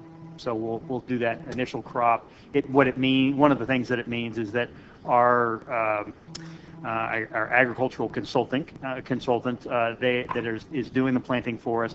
He has refused to use his brand new planter on our property, but he has an old planter that he's willing to use and beat up on our rocks, which again for the winter wheat, not going to be a major issue. Well, we plan to have it resolved before the alfalfa shows up. Thanks for that update. So that's Diamond Valley Ranch. Next, Luther Pass Power and Controls. Again, our project goals were and are reliable recycled water disposal, energy conservation, and improve system controls and expand our data collection at this pump station.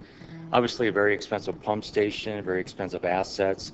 We want to have more information to manage our assets more cost effectively in the future. And just take a quick look at this picture. The motors are all these gray units, and in the bottom right for pump 3 and pump 4, those motors are 1,000 horsepower, and the pump 1 and pump 2, those have 700 horsepower motors.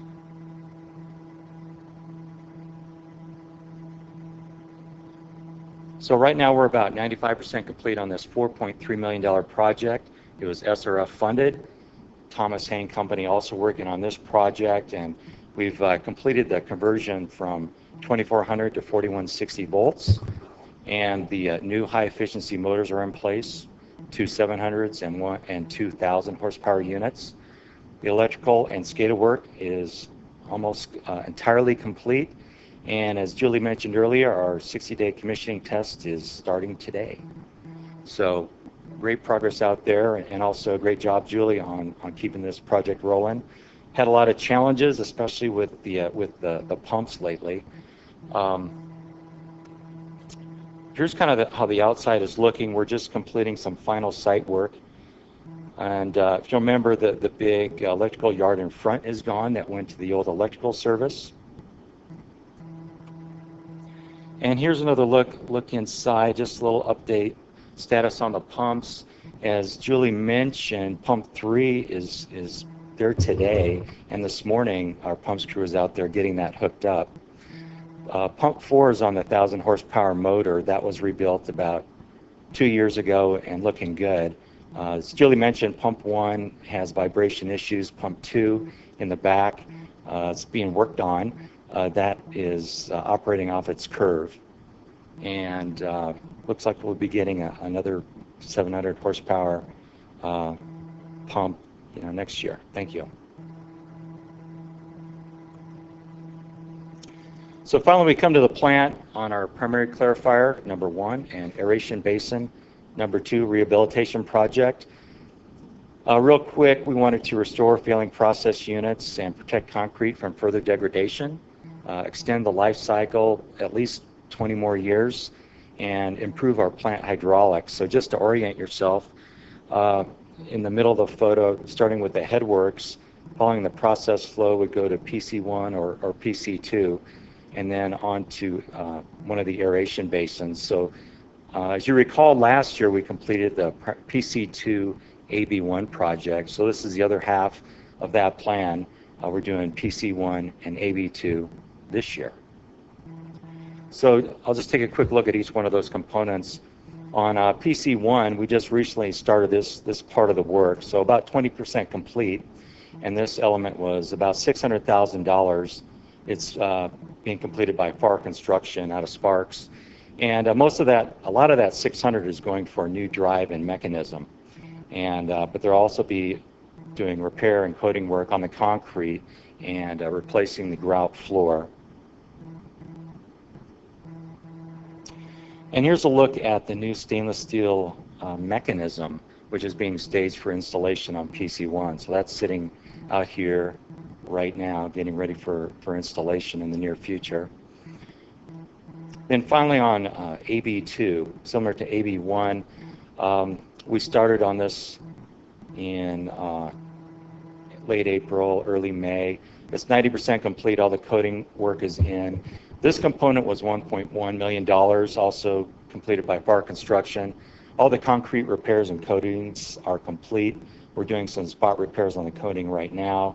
The aeration diffusers are in place, being tested, and the influent piping has been installed. So you can see just some quick before and after pictures, and we're looking forward to getting this back online in the next 30 days.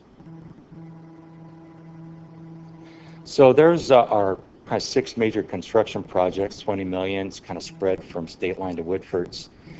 And as you can see, a lot of these, most of these are funded by SRF, which has had its challenges, as you know.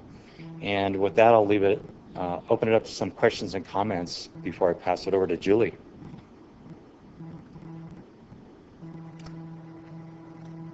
You must have hit the nail on the head. Everyone is speechless. Oh yeah, it's riveting. Great stuff. And maybe to add one more thing, and I kind of mentioned it in my board item, we've been working a lot with our heavy maintenance ops and underground repair crews, and they've really helped us out with covering our inspection needs for these projects. So other part of the presentation, Julie will be talking about our sewer collection system condition assessments.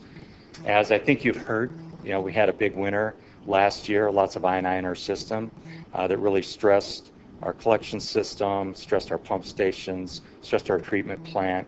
And so engineering's been working with our other departments to really accelerate our process to find out where our sewer collection system is and make cost-effective suggestions to improve that in the future.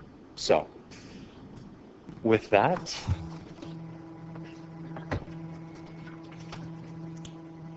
here's up. I'll close mine and yours should be behind me. There you go.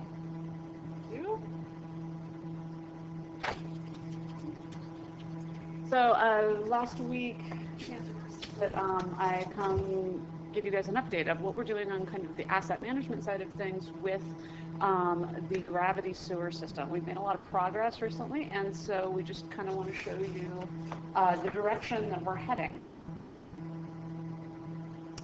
I printed a couple of figures for you guys, just in case you can't screens what we've got in front of us here. These are a couple of pretty pictures. I figured I'd start with kind of the fun stuff, and then walk you through how we're developing these plots. On the left-hand side, you've got the gravity collection and inspection priorities. This has basically taken each of our 6,600 or so individual segments of gravity sewer line and applied a priority score to each segment for proceeding with inspection with our TV cameras. On the right-hand side, this is just the subset of pipes that are on the enhanced cleaning list. And I'll talk about those in a couple minutes. The reason why we're pulling these out is this is where we intend to steer our attention first, is on those EC list inspection priorities. So why are we talking about this now? John gave a good intro. We all lived through this most recent winter, but the conversation actually started last fall when we were going through the capital planning process. And in engineering, we were discussing what are the needs on the sewer side, looking at the money that we've had set aside in recent history for the gravity sewer system. It's been focused primarily on a set aside, $100,000 a year, to respond to any emergencies that come up. Well, Tahoe Keys happened, and I think we're coming in at about $400,000 where we sit today, and that was just one emergency. We've also had a few gravity sewer projects that have been on the plan for a very long time, but we have been pushing those off because we have been doing enhanced cleaning on those particular portions of the system, and so we're just waiting to hear if things change before we bring those projects to the top. But that's not a whole lot for a system of 6,600 pipe segments.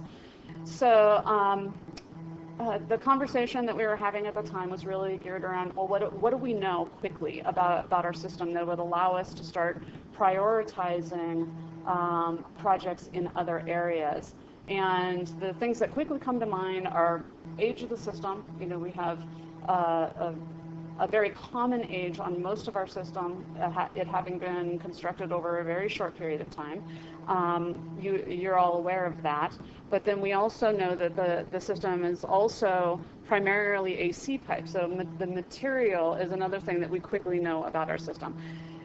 Because these things are, most of our system is all this common age and a common material, that doesn't help us much in starting to prioritize where we go first.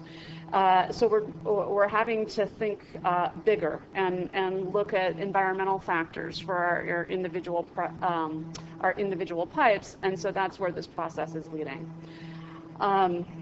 Then 2017 winter happened, and we saw quite high INI on our system, especially from certain portions of our system. So that's starting to help us wrap our heads around some of the environmental factors. And so why, for the Upper Truckee Pump Station, are we seeing a 70% increase in flows in 2017 over 2016, 15, and 14? Where's that water coming from? I spoke briefly about the Tahoe Keys emergency repair. That got everyone's attention, seeing the condition of that pipe, seeing the condition of the adjacent pipes, and seeing what we ended up spending on a cost per linear foot for responding to that emergency. That's not a cost-effective way to proceed. So our goal is to really, in the course of the next year, make a concerted effort on looking inside our system and finding the other places where a Tahoe Keys might happen, so that we can give you the information that you need as you approach the next Prop 218 and potential rate increase, to know whether we need to take action on that side, so that we can incorporate more gravity sewer projects into our CIP. So why are we doing the enhanced cleaning pipes first? There's about 308 segments of pipe that have frequent preventive maintenance work orders come up for the sewer crew. We spend a lot of time on this portion of our system, between 1,000 and 2,000 man-hours a year, just hydroing these facilities. We haven't taken a look inside those pipes. Some of the pipes, we don't even know how they ended up on the enhanced cleaning list. They've been there that long on that list, and we just keep doing the maintenance. So we have sort of a two-pronged goal here. One is look inside, and if the condition of the pipes don't show us anything particularly concerning, maybe put those resources on more inspection of other lines rather than this continued maintenance. On the other hand, if we get inside these pipes, which some of these are locations that have spilled in the past, that there's been blockages, that there's been numerous calls from customers that their laterals are backing up. And if so, we get inside these pipes and we see that there are concerns, then that's our first step towards defining projects for priority rehabilitation or replacement. So this is how some of the numbers are starting to come out after this first pass at applying some additional criteria to developing a prioritization list. You can see that we have only 7 of our enhanced cleaning list pipes are falling into what we're calling a very high priority for inspection, and so we will work on those first. 152, or almost half of the enhanced cleaning list pipes, are coming up as a very low priority for inspection based on some of the criteria, and I'll show you what those criteria are. So if we can knock some of those very low priority pipes off our enhanced cleaning list, that will allow us to have some more efficiency in the sewer department and put more resources on doing more inspections. So this is how we're coming up with these scores, and I don't want to go into a lot of the details. There's some kind of I'll call it creative math that goes into the development of these scores, but we've basically got criteria that fall into two categories. Half of them speak to the likelihood of failure, and then the other half speak to the consequence of failure if that pipe were to fail. And we're coming up with a score for likelihood and consequence, multiplying them together, and then using that to come up with a priority for inspection. And this is, I think, a method that you guys have seen us talk about before. It's very common in the asset management industry for water and sewer. I just want to point out that what we're talking about here is a priority for inspection. Once we go out and actually take a look inside these pipes, then we want to use the score that comes out of that inspection to then define a risk of failure. So we'll revisit the equation, but using what we've actually now seen and not just these criteria based on the environmental conditions of the pipe to actually prioritize projects. So this is the list of criteria that we've come up with for evaluating inspection priorities. And let's see, Doug has snuck back off to the Tahoe Keys, but I really want to thank him and his crew for participating in this process. Over the last month or so, we've had a couple of workshops with the sewer crew. Brent and our asset manager, Brent, and a number of the engineering staff, we came together with the sewer crew and talked through with them, when you guys are out in the field, what conditions are you seeing that is leading to problems? One of the first ones that they speak of is clay pipe. Anywhere that we have clay pipe, which may account for about 10% of our system, they're finding root intrusion, and the root intrusion causing blockages, backups, and potential for I&I. So we have, one of the first things that we did is we went through with our GIS and identified everywhere that we have clay pipe in the system, and we assigned a score to that pipe based on the fact that it's a clay pipe. What you're seeing on this list, there's green and gray. The green ones are the ones that we have managed to populate so far. So the plots that we've come up with and the priorities as we've set them today, it's incomplete. It's our first pass. But we didn't want to wait until we had all the information available to us to set them off and get them started on the TV program. So once we got all these green ones taken care of, we said you can get started and we'll come in behind you and fill in the gaps. The priorities will probably shift a little bit, but what we will expect is that nothing will drop in priority. It only stands to increase in priority as we have more data in the system.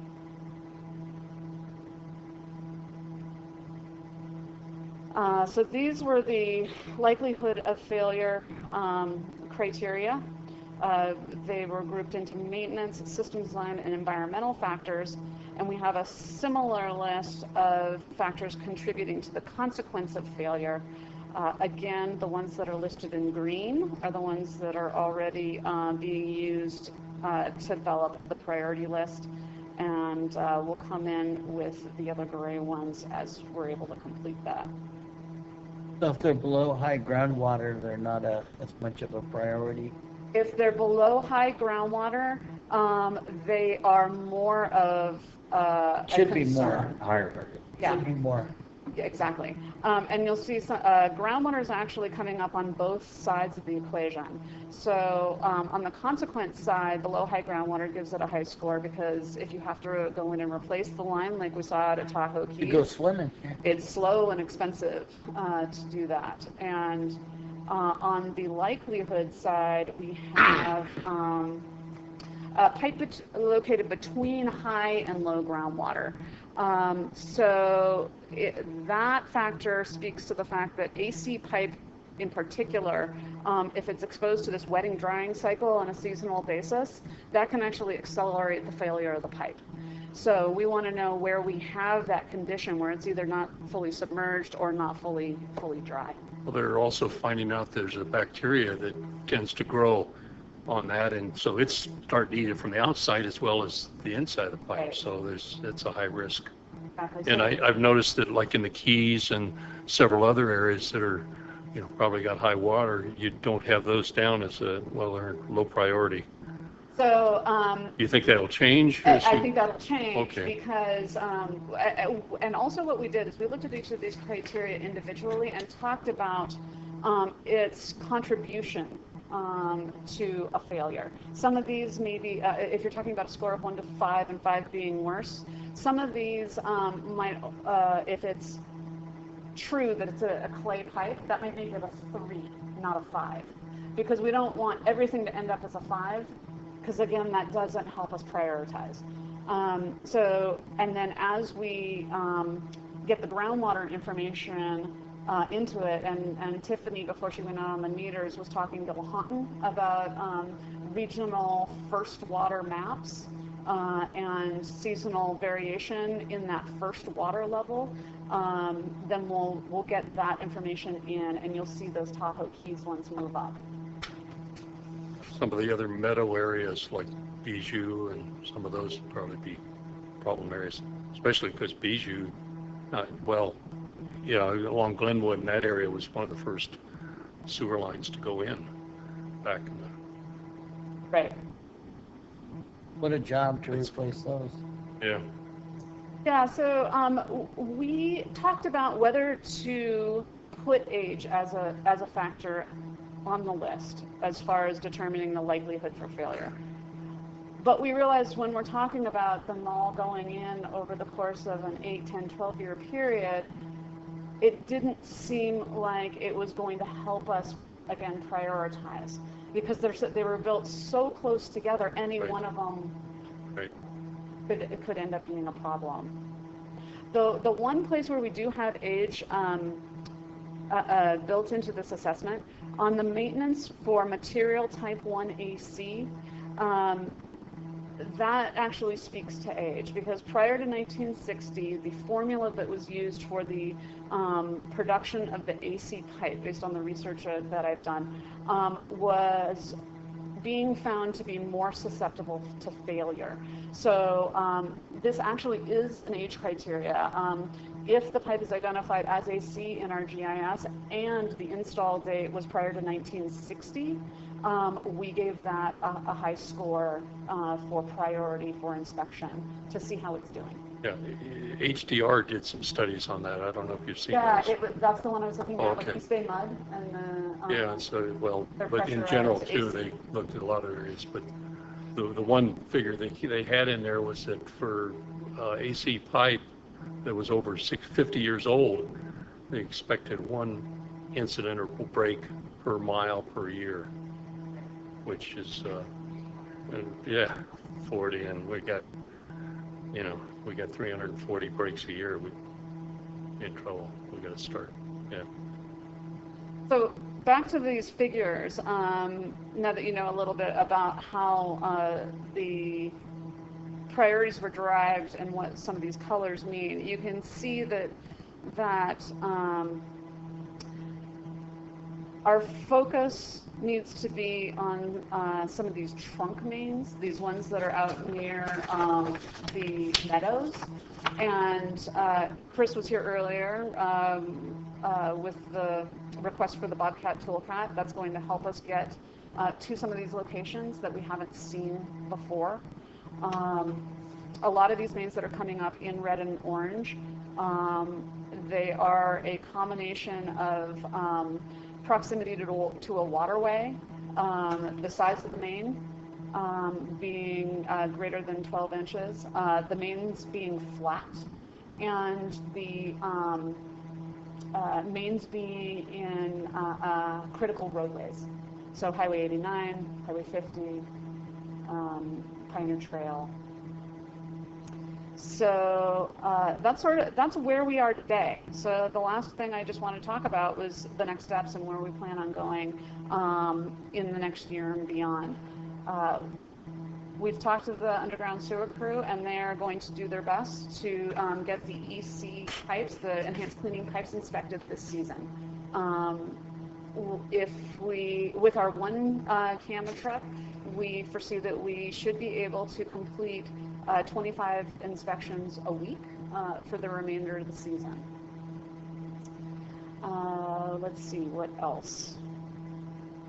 If I can weigh in on that, that's 25 a week, assuming we're not doing things like we're doing today out at Tahoe Keys. Unfortunately, that's also taking a lot of those resources. Yeah, and we just have one. They just backfilled an vacant position in underground repair sewer, and we just vacated another one with someone transferring to pumps. So trying to figure out what the resources are. Yeah, it is. Let's see. So we'll finish assigning scores to the criteria, basically turning those gray rows green. And we expect to see some priority levels going up as a result of that. We've actually completed, I think, about 1,200 is the number that sticks in my head as to the number of segments that we've actually already seen on TV. And so Brent has been working both with the CCTV provider, that company, and with the underground crew to figure out how we can get those scores into the system so that we don't go back and revisit places that we've already been. So that's a top priority for us right now. We're working on procuring some new tools that is going to help us rapidly increase our production rate on getting inspections done. They've got some really great advancements in sewer camera technology over the last 10-15 years, and so we want to get these tools into our sewer crews' hands. I talked earlier about developing some GIS-based field tools for them to use that will help increase their production process. And then finally, by the fall of 2018, we want to have developed a list that it looks at least 5 years ahead on what are our projects, what are the areas that we really need to be focusing on to move forward rehabilitation and replacement and avoid future Keys emergencies. Any other questions? No questions, but a comment is it's exactly what we need. As a board, we need to know what is out ahead of us so that we know what we need to do. Well, I'm really excited about being able to make some progress on this. I think the sewer crew is really excited to be getting the attention and being brought into the conversation. And Brent Galagossi has been doing a great job corralling the resources within the engineering department to move this stuff ahead. Very thorough. I'll be back to report again. Thank you. Thanks. If I can just make one comment, and Chris, help me out with these numbers. What did we spend on the Tahoe Keys sewer repair from the emergency? So $400,000 for that 40-foot section of pipe, 80-foot section of pipe, and then today we're out there lining this pipe before it fails for $80,000 for 350 feet. So just using, again, $80,000 for 350 feet versus $300,000 for 80 feet. That's why we need to get out there and do this work and get ahead of it. It was a camera inspection that pointed that out, so that's why we're doing what we're doing. Right. Thanks.